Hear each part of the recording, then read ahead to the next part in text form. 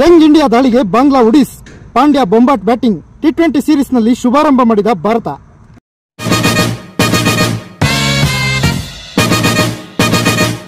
ನಮಸ್ತೆ ಗೆಳೆಯರೆ, ಬಾಂಗ್ಲಾ ವಿರುದ್ಧ ಮೊದಲ ಟಿ20 ಮ್ಯಾಚ್ ಅನ್ನು ಟೀಂ ಇಂಡಿಯಾ ಭರ್ಜರಿಯಾಗಿ ಗೆದ್ದುಕೊಂಡಿದೆ. ಗ್ವಾಲಿಯರ್ ಸ್ಟೇಡಿಯಂನಲ್ಲಿ ನಡೆದ ಈ ಮ್ಯಾಚ್ನಲ್ಲಿ ಟಾಸ್ ಗೆದ್ದ ಸೂರ್ಯ ಬೌಲಿಂಗ್ ಆಯ್ಕೆ ಮಾಡಿಕೊಂಡರು. ಈ ಮ್ಯಾಚ್ನಲ್ಲಿ young sensation fast bowler Mayank Yadav ಮತ್ತು ಆಲ್ರೌಂಡರ್ ನಿತೇಶ್ ರೆಡ್ಡಿ ಡೆಬ್ಯೂ ಮಾಡಿದರು.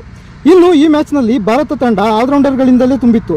ಸೂರ್ಯರವರನ್ನು ಸೇರಿ ಒಟ್ಟು 7 ಜನ ಆಲ್ರೌಂಡರ್ ಈ ಮ್ಯಾಚ್ನಲ್ಲಿ ಟೀಂ ಇಂಡಿಯಾ ಪರ ಆಡಿದ್ದರು.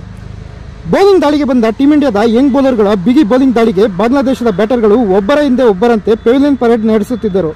ಬಾಂಗ್ಲಾ ಪರ ಕ್ಯಾಪ್ಟನ್ ಶಾಂತೋ 27 ಮತ್ತು ಮೆಹಂದಿ 35 ರನ್ ಗಳಿಸಿದರು.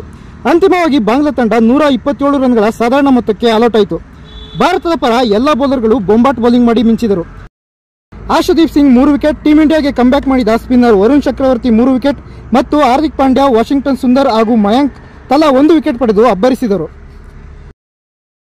127 ರನ್ಗಳ ಚೇಸಿಂಗಿಗೆ ಬಂದ ಟೀಂ ಇಂಡಿಯಾ ಬ್ಯಾಟರ್ಗಳು ಆರಂಭದಿಂದಲೇ ಗರ್ಜಿಸಿದರು. ಮಾಡುತ್ತಿದ್ದ ಅಭಿಷೇಕ್ ಶರ್ಮಾ ಕನ್ಫ್ಯೂಷನ್ ನಲ್ಲಿ ರನ್ಔಟ್ ಆದರು. ನಂತರ ಬಂದ ಕ್ಯಾಪ್ಟನ್ ಸ್ಕೈ ಪಟಪಟನೆ 6-4 ಗಳನ್ನು ಬಾರಿಸಿ 14 ಬಾಲ್ಗೆ 29 ರನ್ ಗಳಿಸಿ ಔಟ್ ಆದರು. ಮತ್ತೊಂದೆಡೆ ಉತ್ತಮವಾಗಿ ಬ್ಯಾಟಿಂಗ್ ಮಾಡುತ್ತಿದ್ದ ಸಂಜು ಸ್ಯಾಮ್ಸನ್ 29 ರನ್ ಬಾರಿಸಿ ಔಟ್ ಆದರು. ನಂತರ ಜೊತೆಯಾದ ಹಾರ್ದಿಕ್ ಪಾಂಡ್ಯ ಮತ್ತು ನಿತೇಶ್ ರೆಡ್ಡಿ ಬಾಂಗ್ಲಾ ಬೌಲರ್ಗಳನ್ನು ಬೆಂಡೆತ್ತಿದ್ದರು. ಅದರಲ್ಲೂ ಹಾರ್ದಿಕ್ ಪಾಂಡ್ಯ ಅಬ್ಬರದ ಆಟ ಆಡಿದರು. 11ನೇ ಓವರ್ನಲ್ಲಿ ಸತತ 2 4 ಮತ್ತು 6 ಬಾರಿಸಿ ಟೀಂ ಇಂಡಿಯಾಗೆ ಇನ್ನೂ 8 ಓವರ್ಗಳು ಬಾಕಿ ಇರುವಂತೆಯೇ 7 ವಿಕೆಟ್ಗಳ ಭರ್ಜರಿ ಗೆಲುವು ಕೊಡಿಸಿದರು.